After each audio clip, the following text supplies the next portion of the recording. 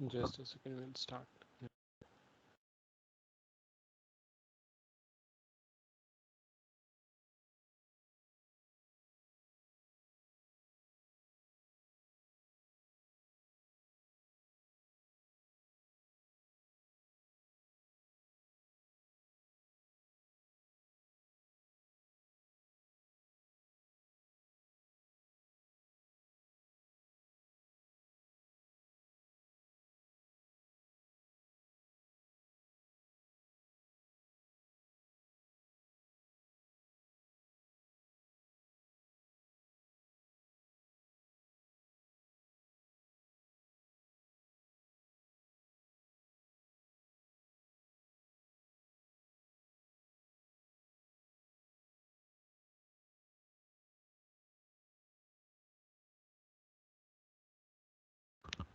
Just give me a couple of minutes more. Some reasons my iPad is not getting connected. I'll connect it and I'll restart it again.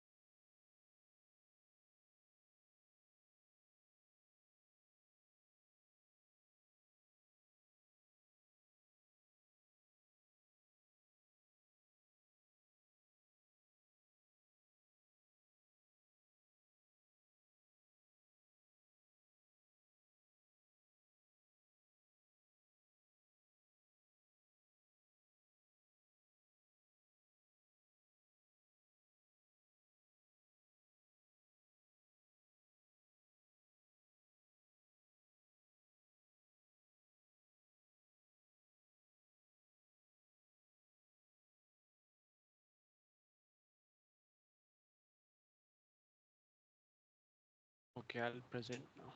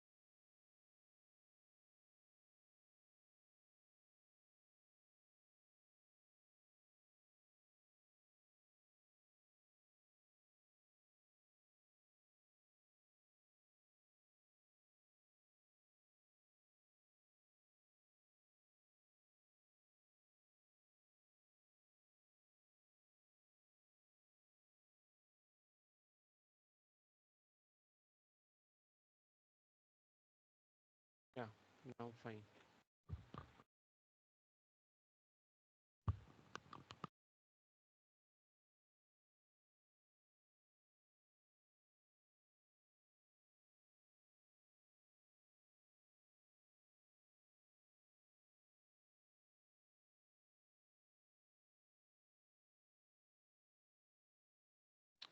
I hope I'm audible.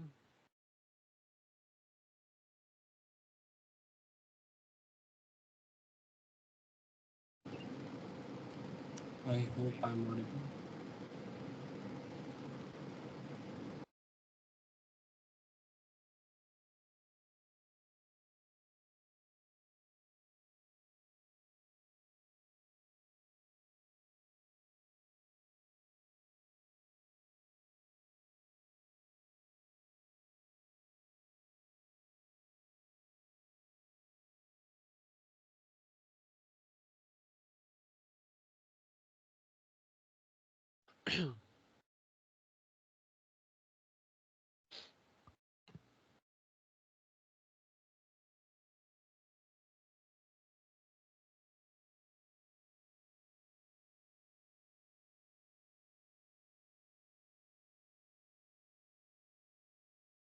Start the session now.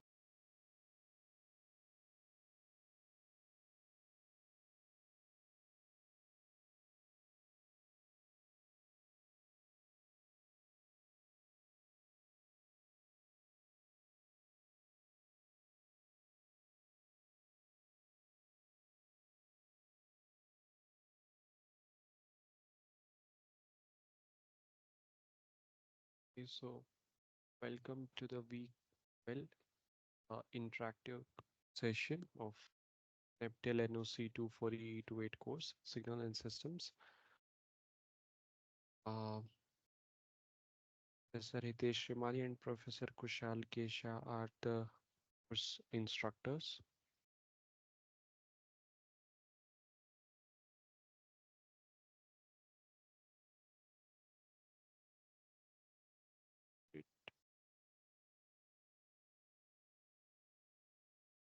Fine. Let's skip the guidelines. You can go over through them. The prerequisites for this session include the last week's lectures that covered the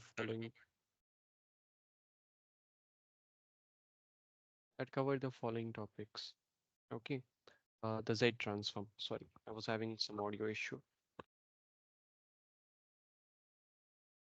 And before going through this session, I hope you all would have already attempted the assignment well. Okay. Now let's briefly recap first before moving on to the sample problems. So in the last week, we learned how to compute the Z transform of a general discrete time signal.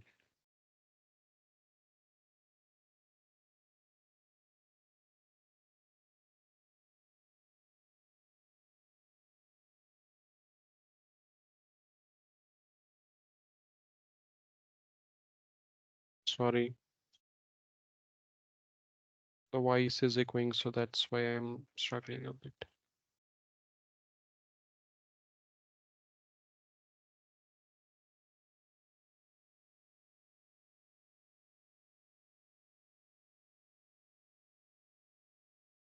Fine, I guess I'm done now. So yeah, uh, I was discussing the Z transform, right? In the last week, we learned how to compute the Z transform of a general discrete time signal. So the Z transform of a general discrete time signal x of n is defined as this expression. Okay.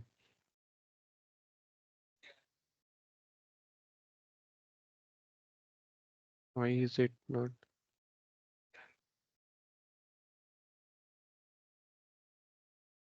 Okay, so this x of z, where this x of z is given by summation n running from minus infinity to plus infinity, x of n z to the power minus n, where this x of n is that general discrete time signal whose z transform we are interested in computing. Okay, and z is a complex number in this expression. Okay, then we'll have a look at DTFT, discrete time Fourier transform, and what is the relationship between the Z transform and the DTFT. Okay, so what we can do is we can express this DTFT. In fact, in the last interactive session, we did some sample problems. I guess it was week 11 interactive session where we did sample problems on discrete time Fourier transform, right? Uh, so now I'm discussing a relationship of that DTFT and this Z transform. So here is how we'll proceed. We will first express the complex variable Z in polar form as this: Z equals to R e to the power j omega, since Z is a complex number. And in this expression, R is the magnitude, right, of Z, and omega is the angle of this complex number Z, right? This is the usual polar form notation of a complex number. Then uh, this is how we compute discrete time Fourier transform, right? X of R e to the power j omega, that is given by, I'm sorry, I mean, this is how we compute this Z transform, right? What I'm doing is I'm just substituting R e to the power j omega here, right? And then I'm substituting Z as R e to the power j omega here as well. So now what I can do is I can rewrite this expression into this. What I've done is I mean, separately used exponent, right? Raised to the power minus, I write R e to the power j omega whole raised to the power minus n as R raised to the power minus n and e to the power minus j omega n, right? I separated these two and then I clubbed this with this. Now, why I did so was because this form resembles with my DTFT, how I have defined discrete time Fourier transform, right? I had that e to the power minus j omega n factor was there in the definition of discrete time Fourier transform. Okay, so what I can conclude from here is that for R is equals to 1, or equivalently when this modulus of Z is equals to 1, the Z transform reduces to Fourier transform. Why? Because if this R is 1, this is simply x of n e to the power minus j omega, which is by definition DTFT, right? So this is DTFT when this condition holds good. Okay, so this is done. And now we'll briefly talk about region of convergence and then we'll move ahead. So similar to how we defined region of convergence in Laplace transform, we'll define region of convergence here as well. So the Z transform, it reduces to Fourier transform on the contour in the complex Z plane, uh, and it corresponds to this circle of circle with a radius of unity, right? This unit circle. And this circle in the Z plane is referred to as unit circle, right? And it plays a role in the discussion of the Z transform, similar to how the imaginary axis in the S plane used to perform the role in the Laplace transform, right? We used to determine the stability based on if the ROC, how ROC is lying relative to this imaginary axis in Laplace transform, right? And we'll use this unit circle as a reference, and based on how the region of convergence occurs, if does it occur outside or does it occur inside, we'll try to establish result of stability and various other things. Okay, now for convergence of this Z transform, we require that this DTFT converge, right? DTFT of this to converge. right? Because see, what we want is, when will this Z transform converge? When this will converge, right? This is DTFT and DTFT of this. So when DTFT of this will converge, our Z transform of X of n will also converge. Okay, this point is done. Now, then for any specific sequence X of n, we would expect that this convergence, there would be convergence for some value of R, right? And not for others. And those some values of R would be our region of convergence, right? And in general, the Z transform of a sequence has an associated, it has associated with it some range of values of Z for which X of Z converges. And these range of values are referred to as region of convergence, right? We'll see some sample problems on region of convergence as well today. Then we have this uh, computing a Z transform example. Wait, I'll see if the recording is, yeah, recording is going on. Fine. Now, let's consider a signal, right? A standard signal X of n, that is a to the power n u of n. Okay, how will we compute Z transform? By definition, the Z transform is computed as follows, right? N equals minus infinity to plus infinity, and then you have that X of n here, and then Z power minus n. I have used the same definition here. Okay, instead of X of n, I'm using this a power n u of n. Now, in the next step, what I'll do is I'll, from minus infinity to 0, u of n is 0, right? So instead of writing u of n, I'll take the limit from n equals to 0 onwards, because for n greater or equal to 0, u of n is simply 1, right? So I can write this. If you, if anyone among you has any doubt, he can raise a hand or just unmute yourself and let me know. So now what about region of convergence, right? We said that uh, a discrete time signal not only has a Z transform, but it also has an associated region of convergence, right? So now we got this expression, right? X of Z is given by this summation and varies from 0 to infinity a Z power minus 1 n. If you'll see, let me write this, okay? When n takes the value 0, this is 1, right? This is 1. I'm writing this. And when n takes the value 1, it would be a Z power minus 1, and so on, a Z power minus 1 square plus so on. Can you guys identify that this is a geometric progression, right? If so, what is this?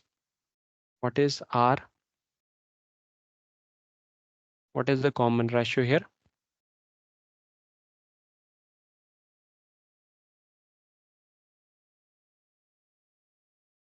Agreed? Would be a Z power minus 1, right? You multiply a Z power minus 1 to 1, you'll get this, and so on. And this goes on up to infinity. And you also know that for sum of infinity terms of a GP, you have this formula, right? A neat formula. S infinity is a by 1 minus R, right? So I'll use that. Now for convergence, what I require is that this should hold good, right? So my modulus of a Z power minus 1 should be less than 1, right? Because modulus of R should be less than 1.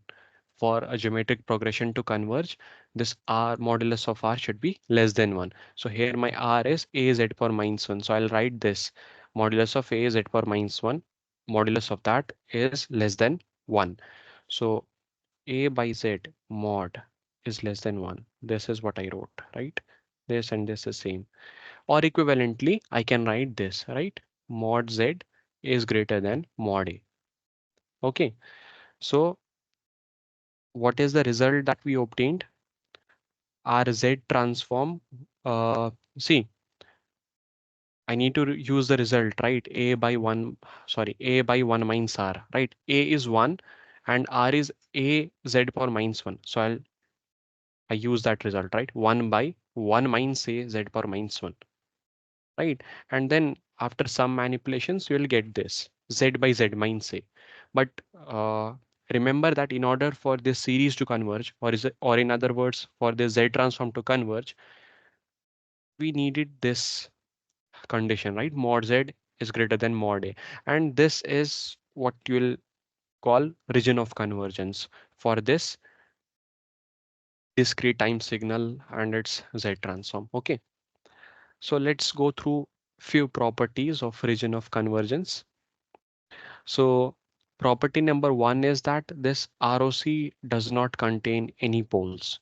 Okay, and actually these properties are very analogous to the ones that I have already discussed in Laplace transform, right? We discussed region of convergence in Laplace transform as well. So here, as I already mentioned, the role that imaginary axis played in Laplace transform, the unit circle will play in Z transform, right? So I slightly modified these properties and rewrote them. If you want to read about them in depth, you can refer to the book, right? The recommended book, Oppenheim. So ROC will not contain any poles, and if the x of n, the signal, given signal, is of finite duration, then the ROC is entire Z plane, right? Except possibly these 2 points, right? Z equals to 0 and Z equals to infinity. We'll come to them as well. And if x of n is a right-sided sequence, right? A right-sided sequence is it extends to the positive infinity, right? And suppose, let me take an example of a sequence that is right-sided. It would be something like this, right? I mean, it's going on. It's not stopping all the way to infinity. But here, I mean, it is limited, right? It could be on the negative axis as well. But the point is, it won't extend all the way to minus infinity. Okay, this is what we call a right-sided sequence, right? And if x of n is of that form, and if this circle mod z is equals to r naught, is in the ROC, then all the finite values of z for which mod z is greater than r naught will also be in ROC. We'll use these properties in the sample problems as well, and then they will be more clear. I'll be just going over through them in this slide.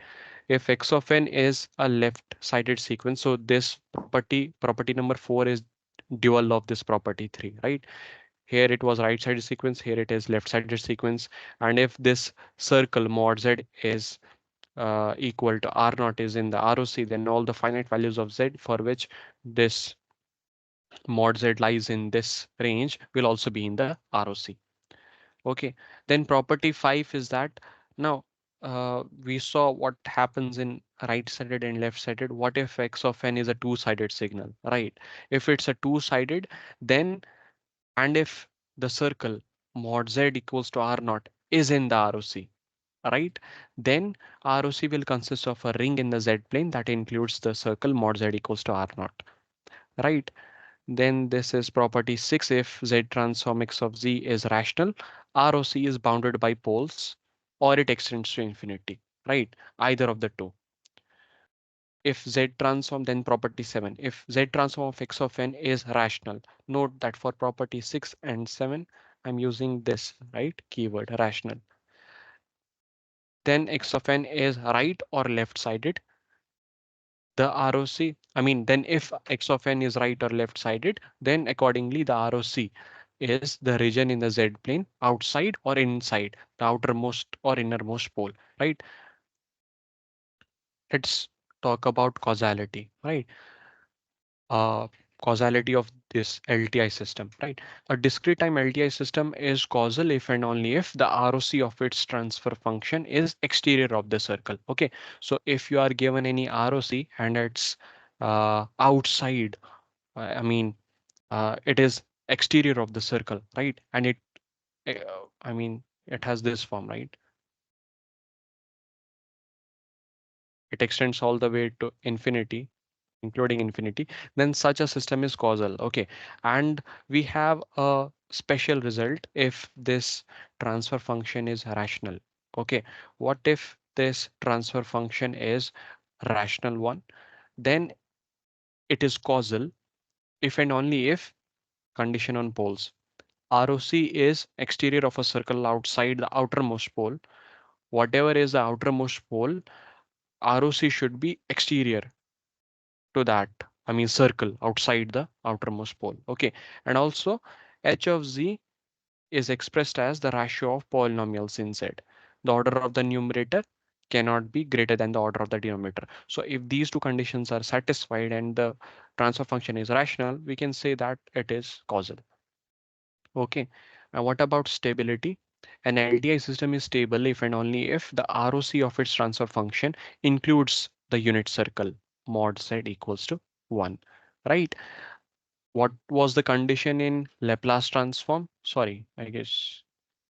Sorry, here it should be Z transform, right? I forgot to edit. It is Z here. Here it's correct. Okay, I'll make this correction.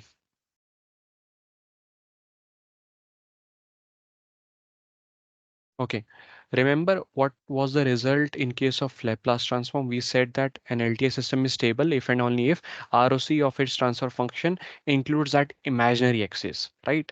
Here I had written imaginary axis in case of Laplace transform, but now the unit circle plays the role of that imaginary circle in case of Z transform, right? So if ROC includes this unit circle, then I'll say that this LTI system is stable, and it will be stable only in this case.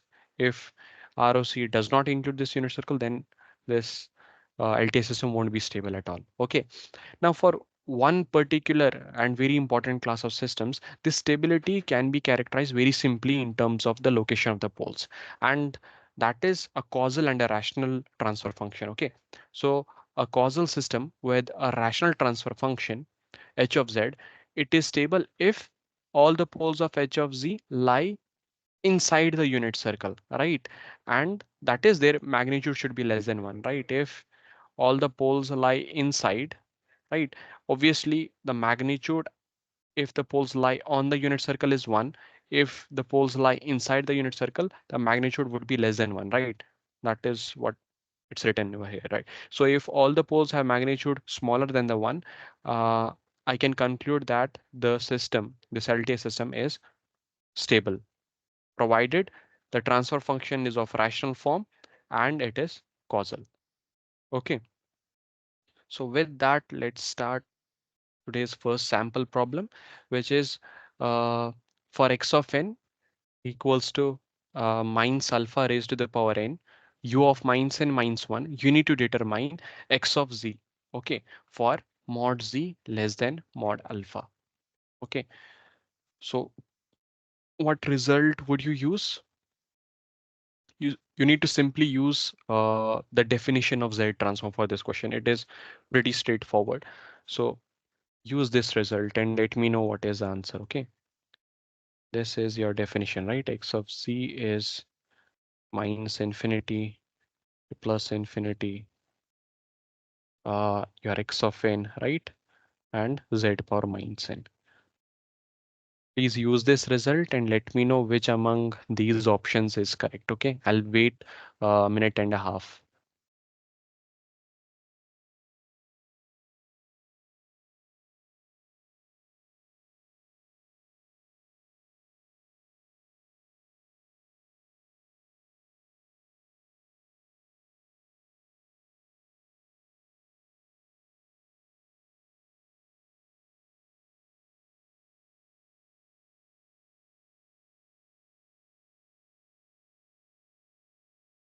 Note that you have this condition, right? You will be using this.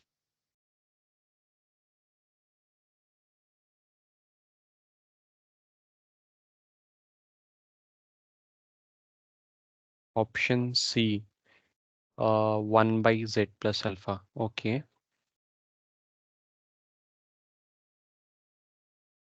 So far I've got one response. Option C. Does anyone else wants to answer, or should I start proceeding myself? Okay, I'll do one thing. I'll start doing it at my end, and meanwhile, Once you try out, you can let me know in the chat. Okay. So let me add a page. Okay, I'll do it on a separate page. Okay. So this was our definition, right? X of z was equal to minus infinity, n equals to minus infinity to plus infinity, x of n, z power minus n. Okay. And what was x of n? X of n was this, right?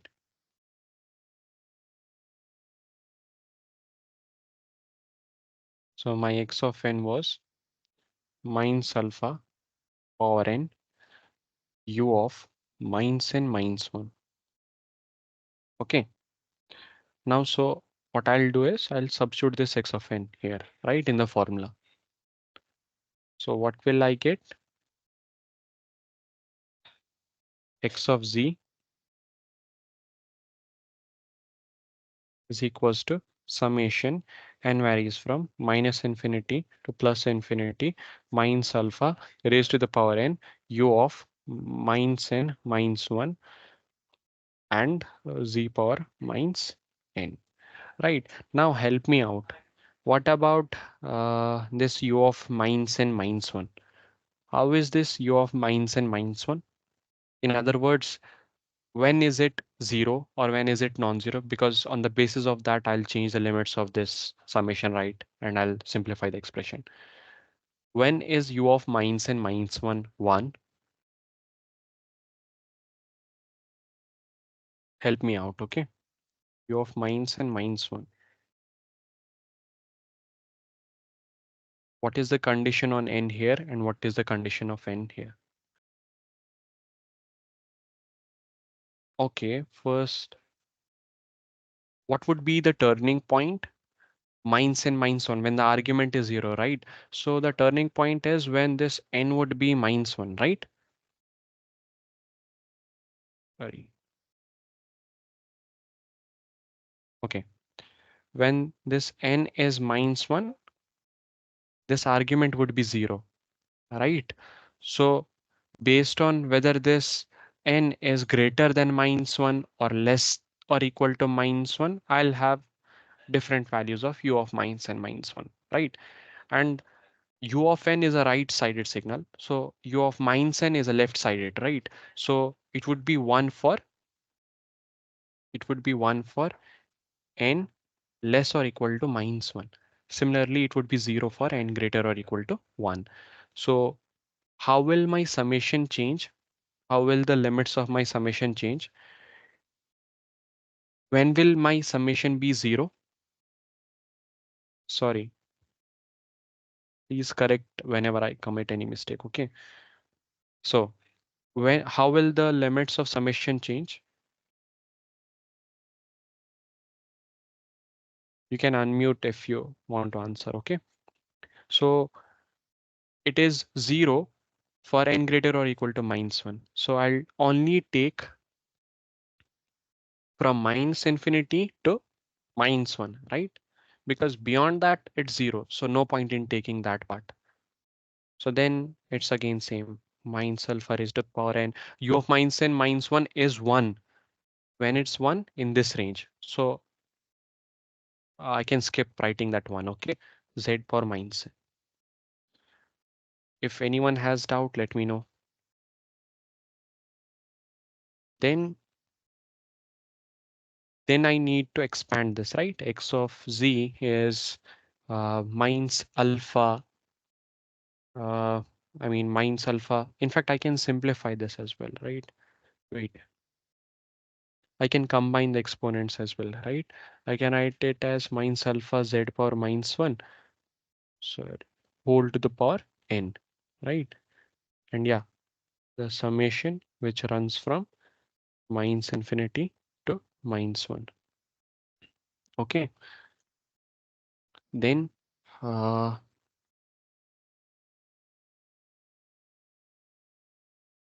x of z. Let me write it down. So it is minus alpha z power minus 1 So see how I'll write the summation. I'll start from -1 and go all the way to -infinity. Okay. When n takes the value -1, when n takes the value -1, this would be right. This would be the first term. Similarly, when n takes the value -2, I'm going in the direction of -infinity. It would be minus alpha z power -1 -2, right? And similarly, so on. So what about s infinity now? What is my first term? S infinity is a by 1 minus r, right? You recognize, right? This is a geometric progression. There is a common ratio, and you have the first term. We know that this is the result. But what is the first term? We'll use this as the first term, right? Our a is minus alpha z power -1 whole power -1, right? This is our first term.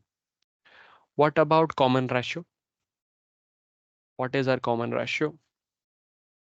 Our common ratio R is minus alpha z power -1 raised power -1, right? Because only if you multiply this by this, you'll get this. That's how you compute common ratio, right?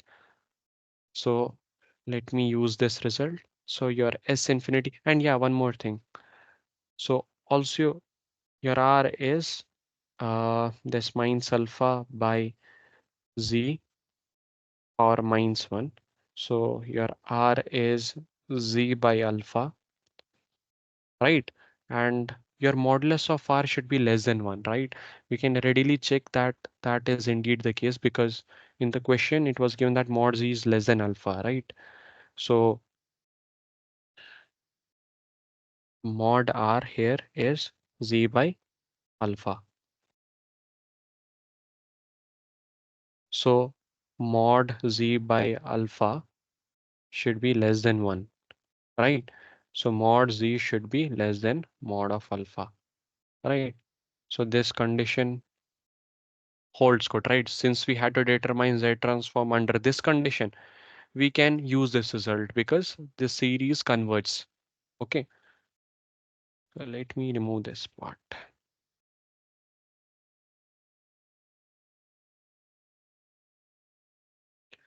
So I'll now use that S infinity is equals to A is minus alpha Z for -1 whole raised for -1 whole divided by, I'm using this one, okay?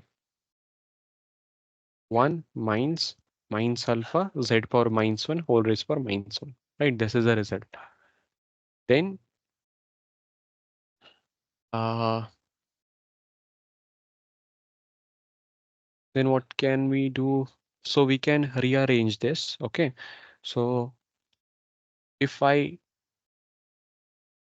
do one thing, I'll take minus alpha Z power -1 common in the denominator. I'll be left with following expression, right?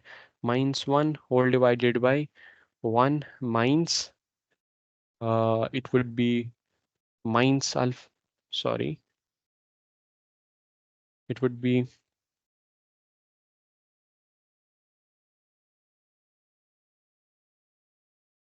okay, just let me know if I make any mistake, okay?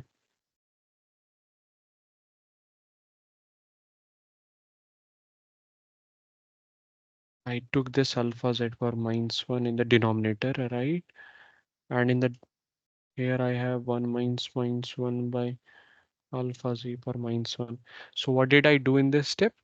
Uh, minus alpha Z power -1 raised to the power -1. I wrote it in this form, right? Both here as well as here. Okay, that is the only thing that I did in this step. Then how will you simplify it?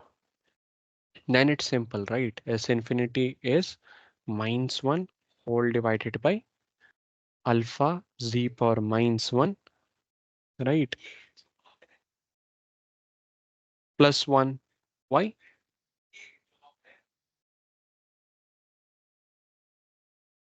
Yeah, because see, this minus and minus plus, and when you multiply alpha Z inverse with this in the denominator, you'll get 1, right? So that's why you get this. So now you can slightly rearrange this.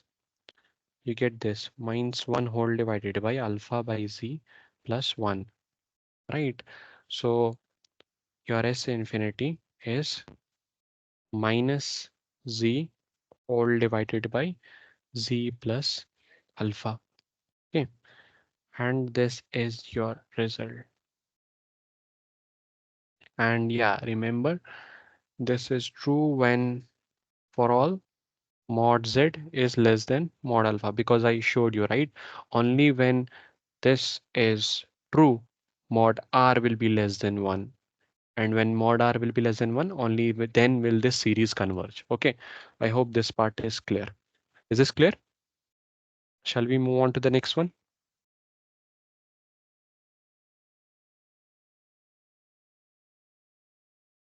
Okay, so for this figure, you need to determine x of z. Okay, so how will you proceed on this one? We are interested in the x of z form, right? So you have been given this pole zero plot, right? You know the pole, you know the two poles. Sorry, I mean, you know the two zeros and two poles, right? So this won't be the one. Let's write a form. Assuming this x of z, okay, so it would be z times z minus 3 by 2. Why? Because I have two zeros, right? One at 0 and one at 3 by 2. That's why I wrote these two factors. Or wait, I can write it in this fashion. If you z minus 0, z minus 3 by 2, whole divided by, what about the poles?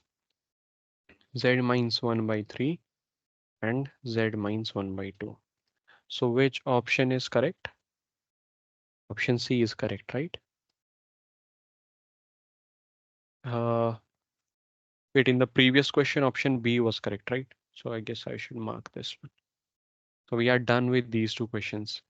Again, if you have any questions, let me know in the chat. I'll proceed. So now for the same figure, you need to determine x of n, right? So I guess I will take a snap of this.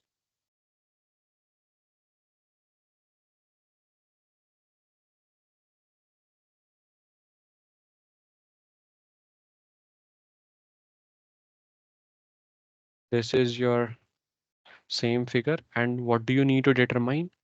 X of n. What do you know though? You know x of z. Okay. Why? Because we already computed x of z, right? In this question 2, we had to compute x of z. And you found that x of z has this form, right? This is your x of z. Now from this x of z, you need to compute x of n. That is what question 3 is asking. Okay, so we'll attempt that. So this is what the question asks. Your x of z is z times z minus 3 by 2 whole divided by z minus 1 by 3 z minus 1 by 2. Okay, and you need to determine what is the x of n. What is the corresponding x of n? Okay, so this is how we will proceed for this question. Firstly, I'll write this x of z by z, right? And x of z by z is, I'll simply take this z here. Okay, so it is z minus 3 by 2, z minus 1 by 3, z minus 1 by 2. All right, so now using partial fractions, I'll write it in this form. Okay, I'm interested in writing it in this form. A by z minus 1 by 3. I want to split the factors. B by z minus 1 by 2. Right. So you will use partial fractions. Okay.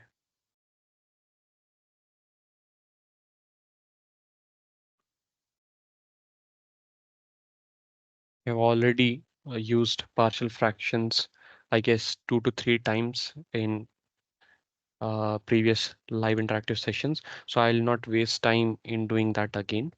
So if you do that, you'll get A as 7 and B as -6. Okay, as a check, you'll back substitute A and B value here. You will get this expression. Okay, now what do we have then? We have following. Our x of z by z is A is 7 and B is -6. Okay, I'll use that. So it is 7 by z minus 1 by 3 plus -6 by z minus 1 by 2. So I'll do one thing. I'll use that minus sign here. Okay. So if this is x of z by z, what should be x of z? I'll simply multiply z to both the terms. Okay. So it is 7z whole divided by z minus 1 by 3 minus 6z whole divided by z minus 1 by 2. All right. Now, what should be this Rx of n? Okay, remember this form,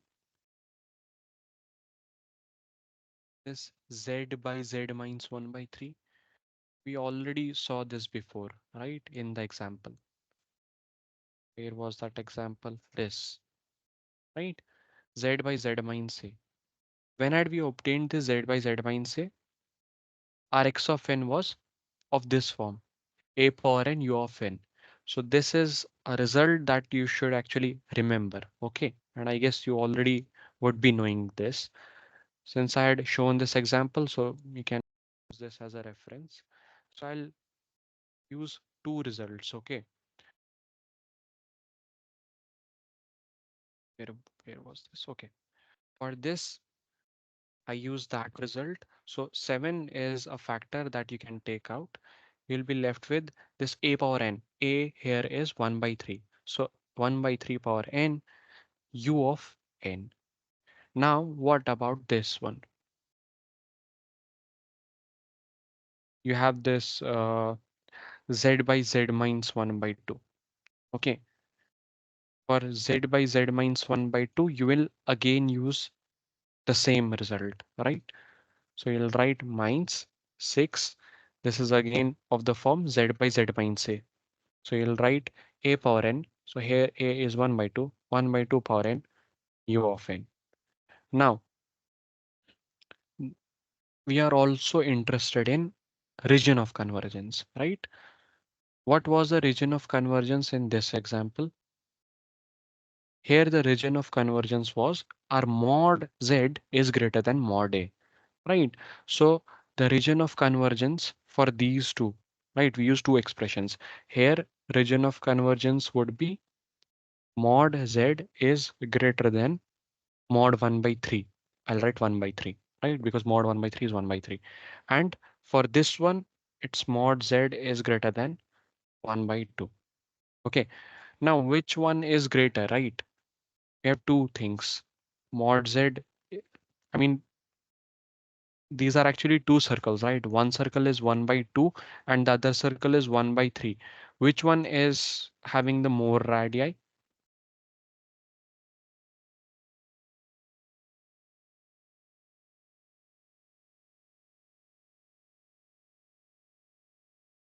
1 by 3 is approximately 0.33, right? So this one would be 1 by 3 and mod z greater than 1 by 2 would be this circle, right? So you have two region of convergence, one which is exterior of this signal extending all the way to infinity, and the other one is exterior to this circle, right? So we'll choose the intersection of the two, right? So this would be the region of convergence, although not asked in this question, but still you should be knowing that. Okay, so this one would be the region of convergence. Why? Because this is, I mean, mod z greater than 1 by 2 region also lies in this one as well. because 1 by 3 is very small number. Great. I mean, 1 by 2 is greater than 1 by 3. That is why. Okay. So which option is correct? Correct option is option A. Okay. Moving on to the next one. You need to match the correct option with respect to the figure 3. Okay. So what about ROC1? What should we match ROC1 to? What is the ROC1 though? ROC1 is the region which lies outer to the outermost pole, including infinity. Like, so that is what it seems from the figure. So should it be both sided? Should it be right sided or should it be left sided? We can revisit the properties if you want.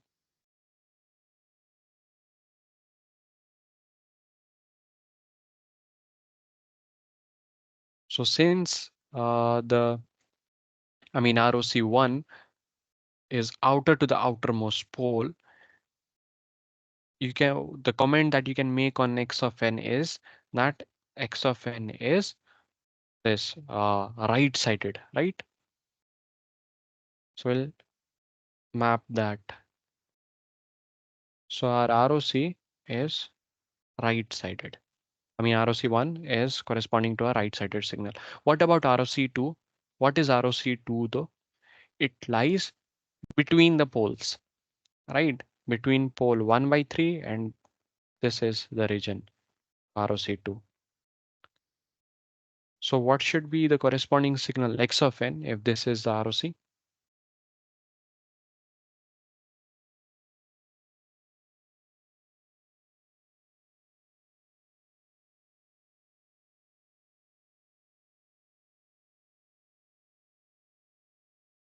Would be both sided, right? So ROC1 is right sided signal, ROC2 is both sided, and ROC3 is your left sided. Why is ROC3 left sided? Because it lies inner, this region lies inner to the innermost pole, right? 1 by 3 is the innermost pole, and this region lies to the inner of that pole. So that's why RO3 is left sided. So which is the correct sequence? It's this, right? 1 will be mapped to B, 2 will be mapped to A, and 3 will be mapped to C. Fine. So this is what your question 4 was all about. Now a simple question. If we have a real valued signal x of n, and x of x star of n is the conjugated signal. Given if you are given x of n signal, your conjugated signal in the z domain would be the only information you know about this x of n is that it is real value. So what should be x star of n in the z domain?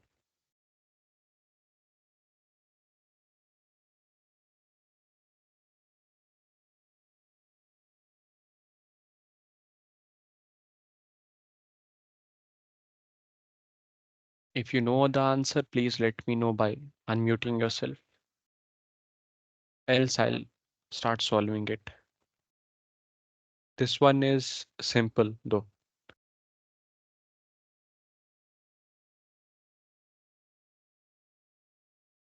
Okay, I'll start doing it.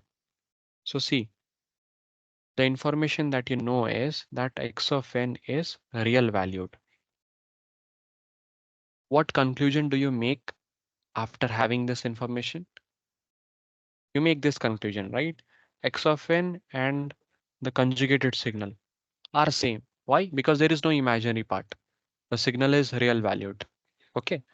So this is something that we know. Now then we'll see from the definition if the Z transform changes or not. What is x of z? Your x of z is summation n varies from minus infinity to plus infinity x of n z power minus n, right? This is how the definition is. Now let us denote, you have this as well, right? But we are interested in finding Z transform of this conjugated signal, right? For this conjugated signal, I'll have this x star of n here, and rest of the definition would be same. But this x star of n is x of n. So I can replace this. So I'll get, say, suppose I have defined this as x1 of z, where x1 of z is the z domain or z transform of what? This x star of n, right? This would be summation n varies from minus infinity to plus infinity. X star of n I can write as x of n, z per minus n. This by definition is x of z, right? This one. So which option is correct? B, right? For x star of n, the x of z is, I mean, the z domain is x of z, where x of z is the z domain of x of n. Why? Because this signal was real valued. Had it not been real valued, you could not have concluded it readily, right? I mean, what would you conclude from this? I mean, you cannot readily conclude anything from this. But since you were given the information that it's real valued, you were able to make a conclusion. Now, let's move on to the next question. Okay. So in this figure one, you need to comment on the causality and the stability of the system. Okay. Uh, is the system causal? Is the system stable? Would you like to comment? Okay. Uh, First, you should start with determining if the system is causal or not. Okay. For causality, you just need to look if the ROC lies outer to the outermost pole or not, right? Here, the ROC, what is the outermost pole here? You have two poles here, right?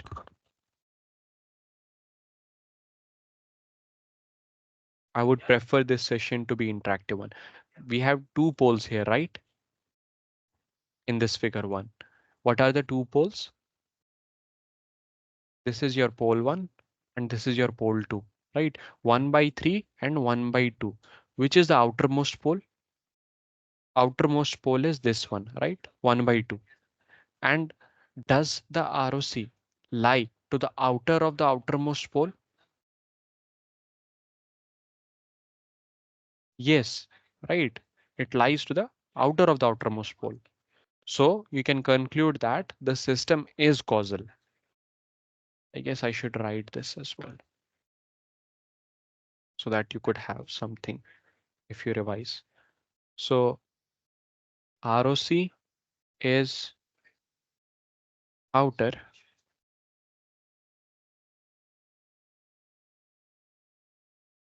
to the outermost pole, right? So we make the conclusion that the system is causal, right? Now, what about the stability? For stability, what was the condition? For stability, the condition was whether or not the ROC includes the unit circle. If ROC contains a unit circle, I would conclude the system is stable. If it does not include the unit circle, I would say it's not stable. Right? Simple. Does the ROC include the unit circle? Before that, you should know, I mean, where the unit circle is, right? See, this is 0.33. This is zero point 0.5. This is zero point 0.5 and this is 1.5, right? So unit circle lies somewhere here, right? I guess which color should I use? I'll use blue.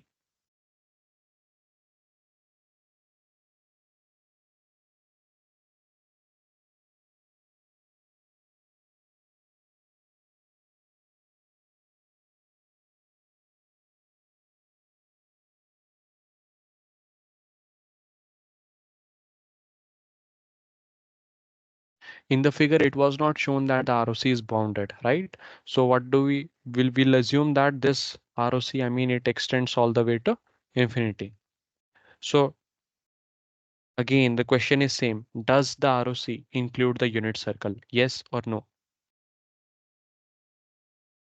This is your ROC and this is your unit circle. The unit circle, I mean, it is contained in the ROC, right? So what should we conclude? ROC contains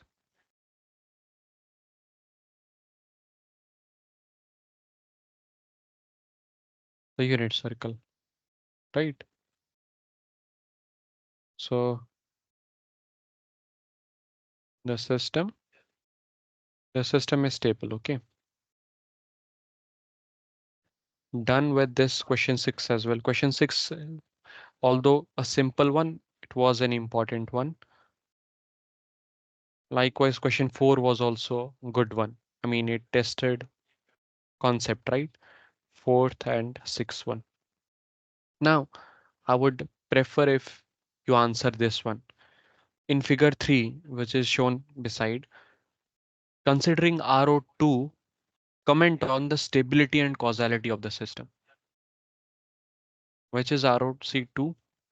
This, right? Suppose the system had this ROC. Although there are multiple ROCs shown, you need to consider ROC2 and then determine the causality and stability. I mean, you'll proceed in the similar fashion like we proceeded in question 6, right? First, comment the relative position of ROC and the outermost pole. Then determine if the ROC contains the unit circle or not, right? Do it and let me know. Straightforward, but again, an important one.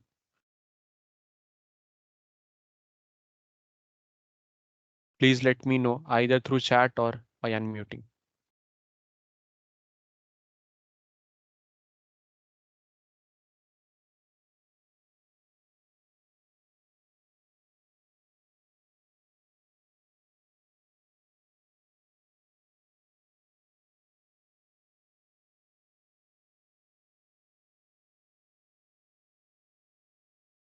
Or alternatively, you can just write A, B, C, or D in the chat, corresponding to option A, option B, option C, and option D for question 7.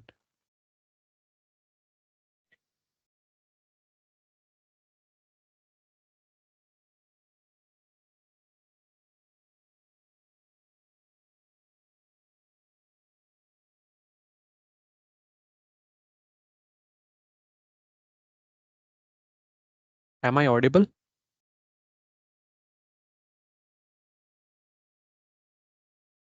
Hello. Am I audible?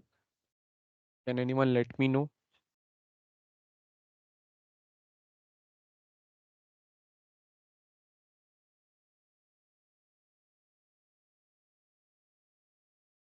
I hope I am audible because I don't get any responses.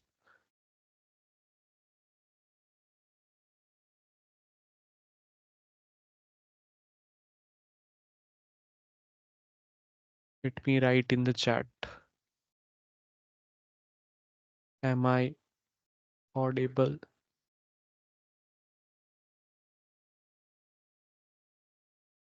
Please respond if you are able to hear.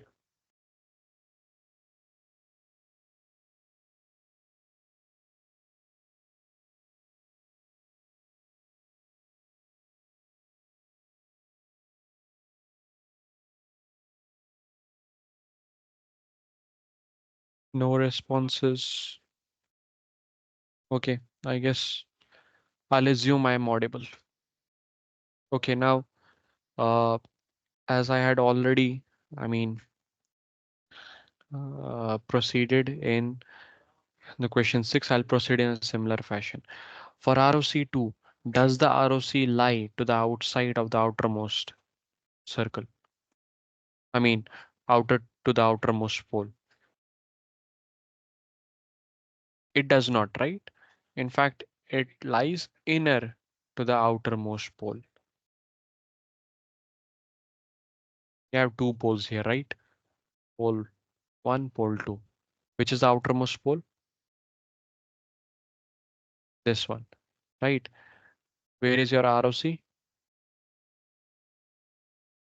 ROC is here. And this is your outermost pole.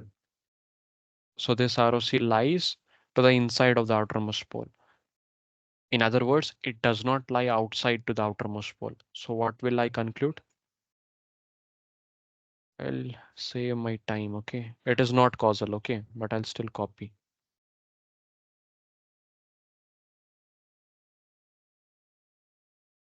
Then I guess I'll edit. ROC is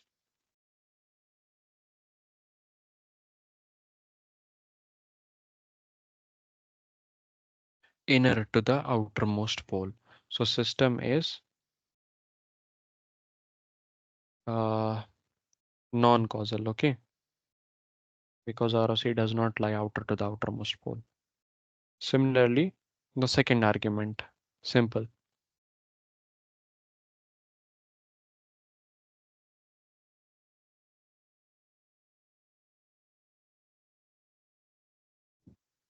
Does the ROC contain the unit circle? Where is the unit circle? So unit circle would be somewhere after this, right? This is half. Unit circle would be somewhere here.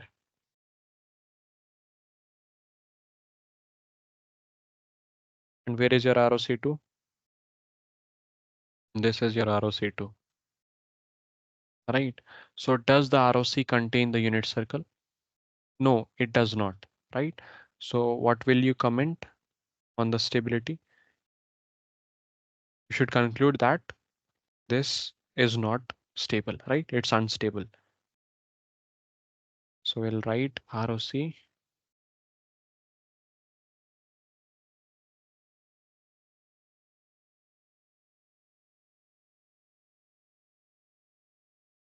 does not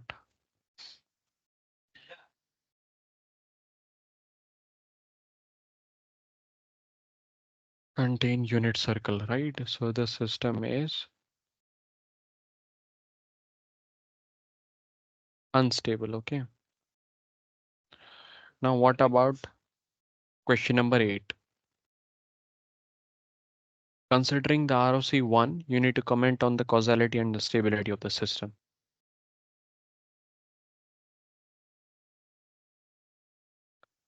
For ROC1, ROC1 does lie to the outermost, outer to the outermost pole, right? So it is causal, right? I'll copy this one. This is exactly this.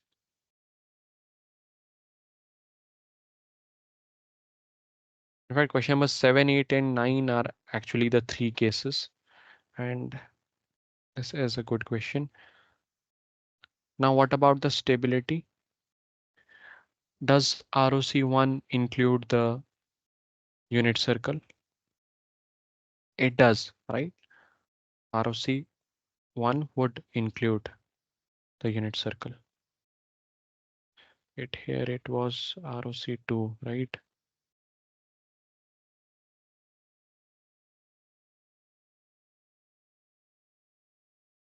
Here it was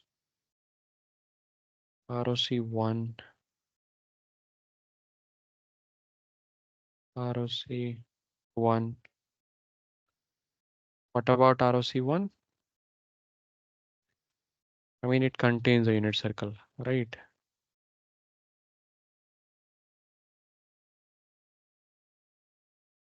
So the system is stable, right? The system is stable. We'll then move on to the wait, I guess I should take the answers as well. For question number 6, we had concluded causal and stable. So option A was correct. For question number 7, it was non-causal and unstable. So option D was correct, right? For question number 8, we concluded causal and stable. So question A was correct. I mean, option A was correct. Now question number 9. Please attempt question number 9 and let me know. Now you need to see if we consider ROC3, what would be the stability and causality of the system?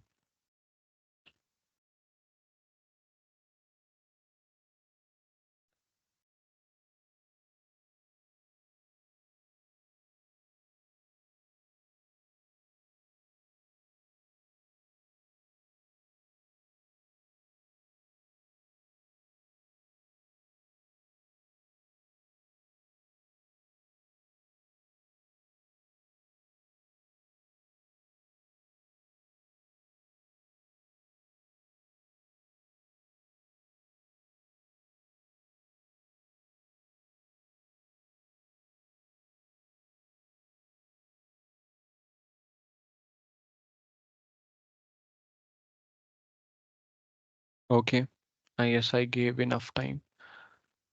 Now, ROC3, does it lie to the outside of the outermost circle?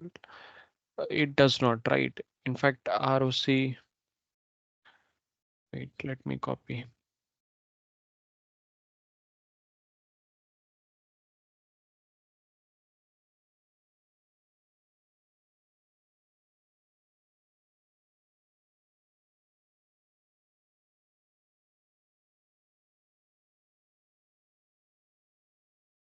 ROC3 is in fact inner to the innermost circle, right?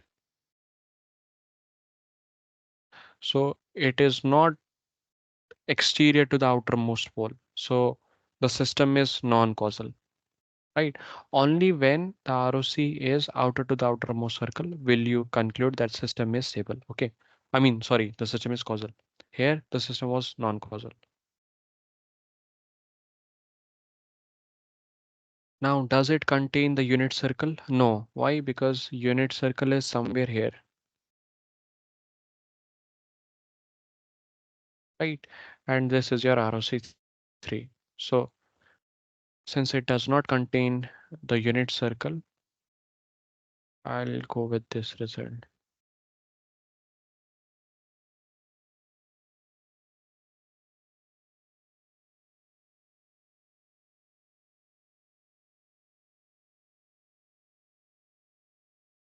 Okay, so option D is correct. Okay, what about the next question now? Please try to attempt this one.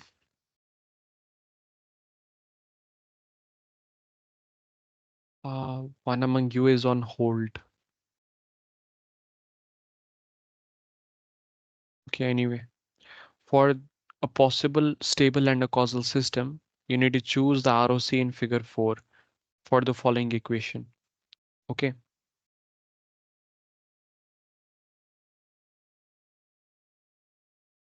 so what should be the ROC if the system is stable and causal? Okay, we are given uh, the Z domain function. Let me just write a solution for this one and then we'll end the session. This is the last question for today. So this is your question 10. Now, for the system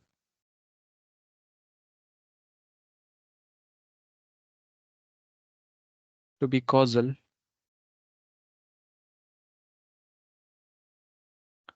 ROC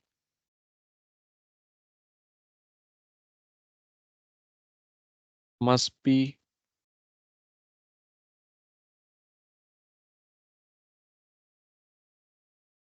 it must be uh, outer to the outermost circle, right?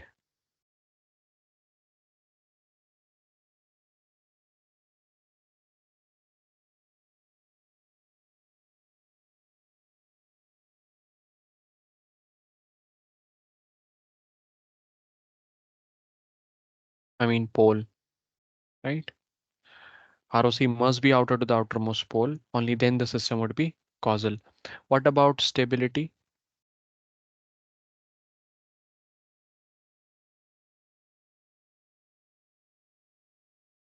For the system to be stable, ROC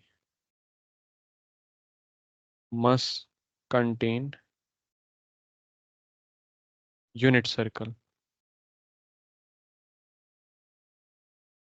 right? So for the system to be stable, ROC must contain unit circle. This is something we already used today. And what is our X of Z? Your X of Z is this one. Right, in fact, why should I write this? I'll just copy paste it.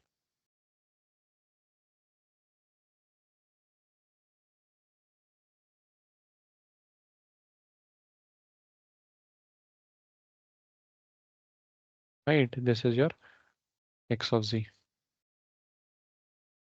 Now, you can rewrite X of Z as follows. Right, you can write this X of Z.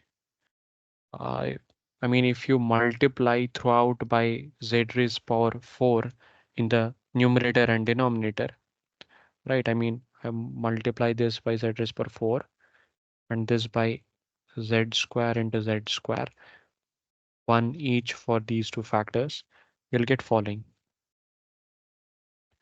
You'll get Z power 4 minus Z square by 2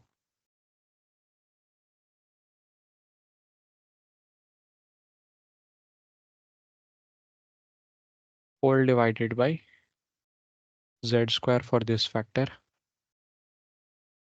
and Z square for the other factor, right? Combining both, that is Z power 4. Z square plus 5Z by 4 plus 3 by 8, right? So now X of Z, if you see this is uh, this this X of Z is a rational transfer function, right? It has this form, rational form. Also, what can you comment on the causality?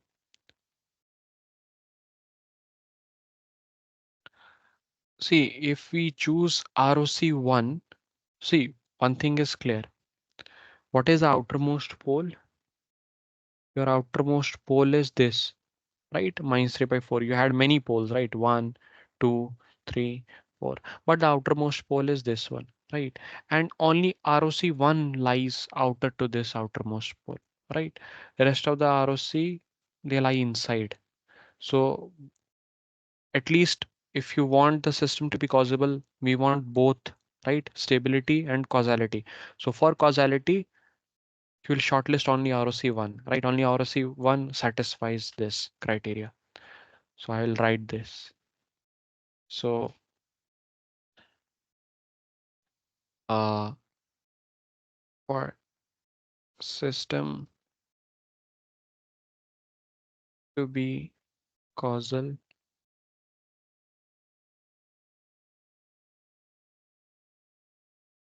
ROC1, right?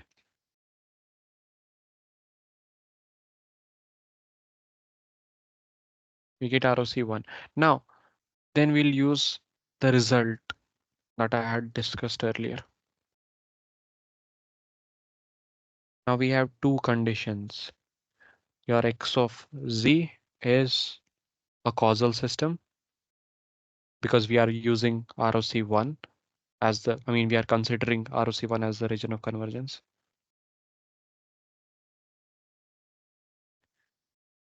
Also, it has a rational transfer function, right? This form that you're seeing here is a rational form, right? It has a numerator, it has a denominator. So it is a rational transfer function.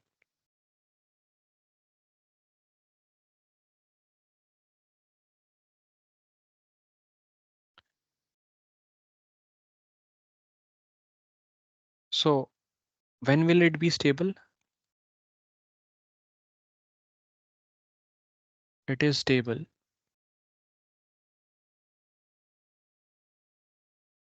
Remember this one?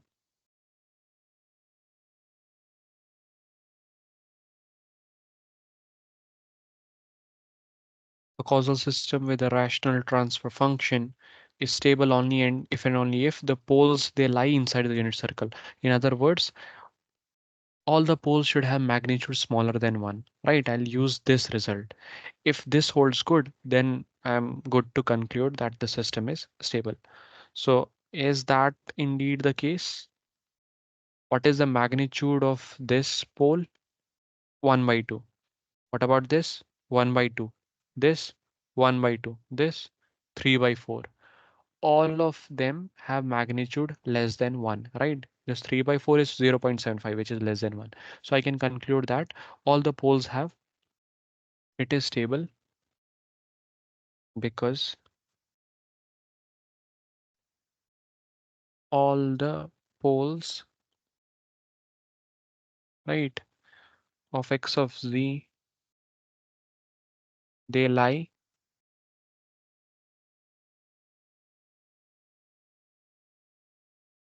inside what? Inside the unit circle.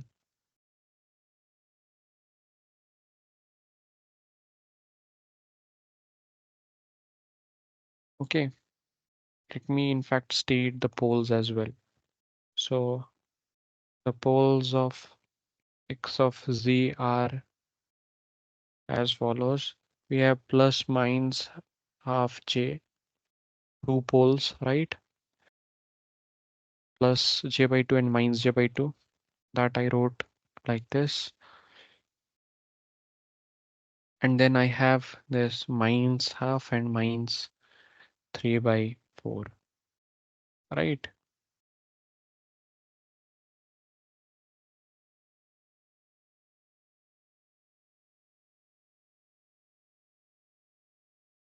So now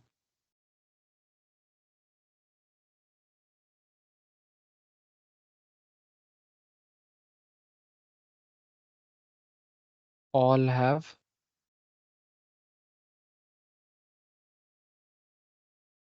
magnitude less than 1, right? So we can conclude that it is stable. Now, there could have been another variant of this question in which I would not give you this, exact location of poles, right? But I give you this transfer function. So since you have this expression, you can yourself compute the poles, right? You can try it out. You'll, set this to 0 and set this to 0. You'll get exactly these poles, right? So there would be some extra work if I did not give you the exact location of poles. Here in the question, it was provided in the figure, right? But had that not been the case, still you would have been able to proceed by computing the poles, right? Computing the location of the poles and then determining whether or not the poles have magnitude less than 1 or not. If their magnitude is greater than 1, then you'll conclude that the poles they lie outside the unit circle, right? Since they lie inside the unit circle, what will you conclude? The system is stable, right? So I'll write the last result that ROC1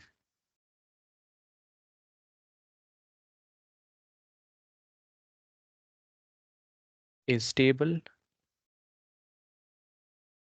and causal. Okay, so which option is correct? For a possible stable and causal system, only one such ROC satisfies it, that is ROC1, right? Because all the other ROCs are, they're not, I mean, corresponding to a causal system. That's why. So with that, we are done with question number 10. Now you can either let me know if you have any questions or you can just leave the meeting if you don't have any questions. Thank you for attending the session.